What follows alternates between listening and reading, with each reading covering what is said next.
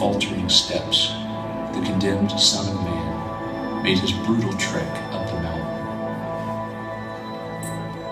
Crowds of people lined the path, swarming around him as he tried to keep pace. In the years before this day, many surrounded him to gain healing, or comfort, or understanding. Just a week prior, some had even gathered to bestow on him a welcome to Jerusalem that was fit only for a king. But this day, as the bloody sweat from his brow flowed into the grooved path left in the dirt by the corner of a dragging cross, they yearned for the chance to defy him.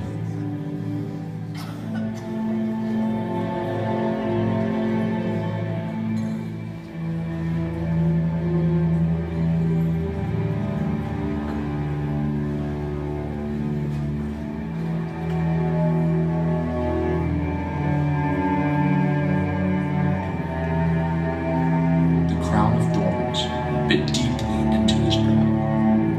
A ring of angry, purple lumps surrounding it where the Roman guards had driven home the crown with savage blows to his head. Again and again they struck him, crying, "Hail the King of the Jews!"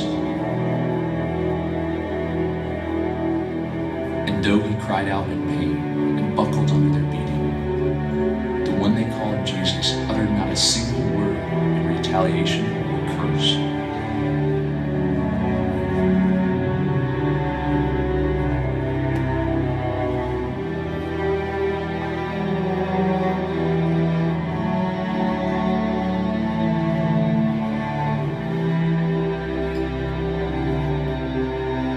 As the prophet Isaiah had foretold, he was led like a lamb to the slaughter, yet he did not open his mouth.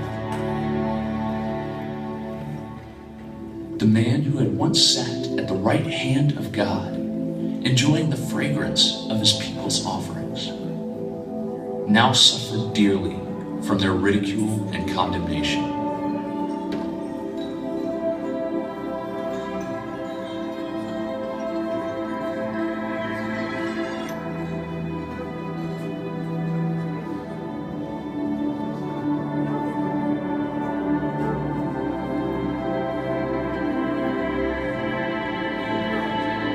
How long had he been walking? How heavy was his burden? The rough wood of the heavy cross tore into his flayed back with every step he took.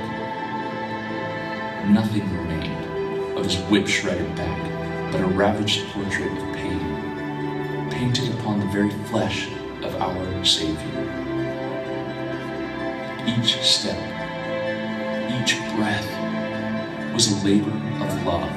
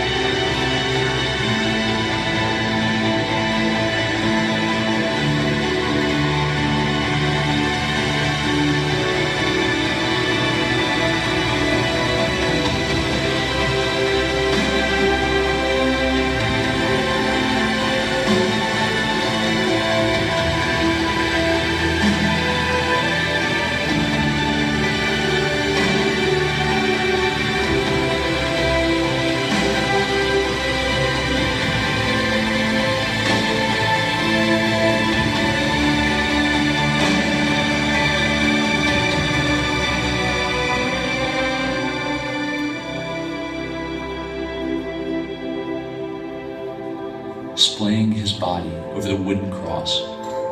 The Roman soldiers began driving nails into his hands and his feet.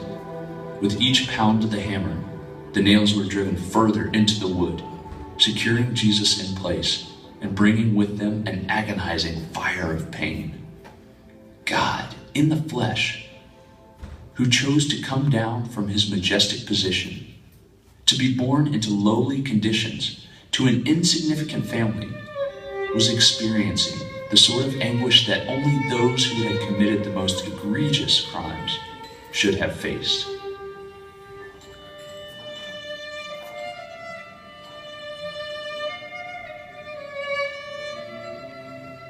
Truly, there is no greater portrait of love than this. Though he had been stripped of his clothes, mocked because of his claims, and hung on a cross amidst a sea of enemies, Jesus knew what was to be done.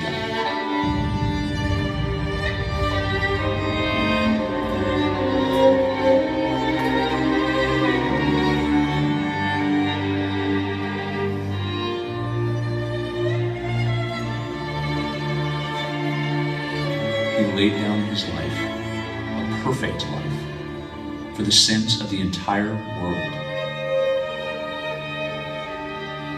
Though fame, comfort, and power were his by right, he continued down the path the Father had laid out before him. And so, he brought his mission on earth to a close, crying out in love one last time.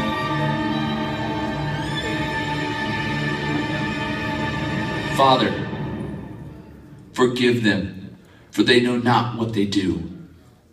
And then it was finished.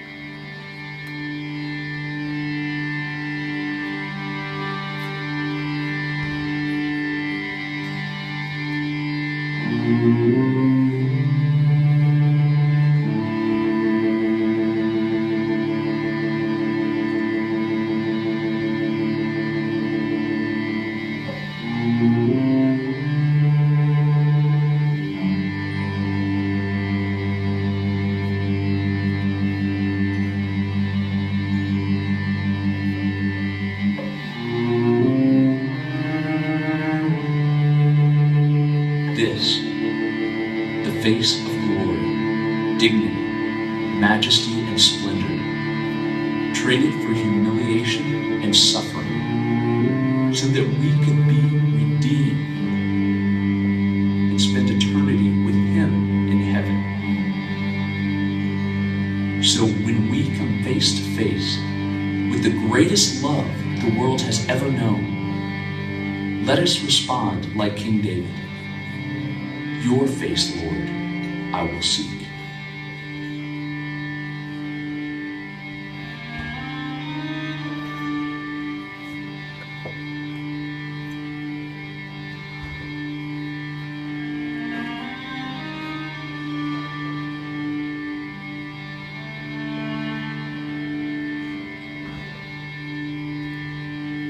It's difficult to grasp that this agape love, that selfless love that only a perfect God can bestow, was given to the world in the form of a human package. Yet this was God's gift of love, that he would come face to face with us, experience emotion and need like us, and die instead of us. But Jesus did not want the overflowing of his love to simply end with us. He wants us to freely give to others the love we have freely received from him. When he rose again as our Redeemer, he gave us a new challenge. Love one another as I have loved you.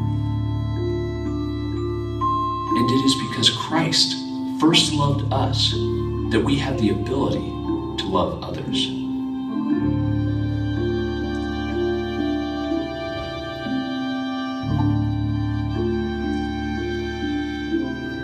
It is because of of Jesus that our seed of faith can blossom into hope and express itself in love.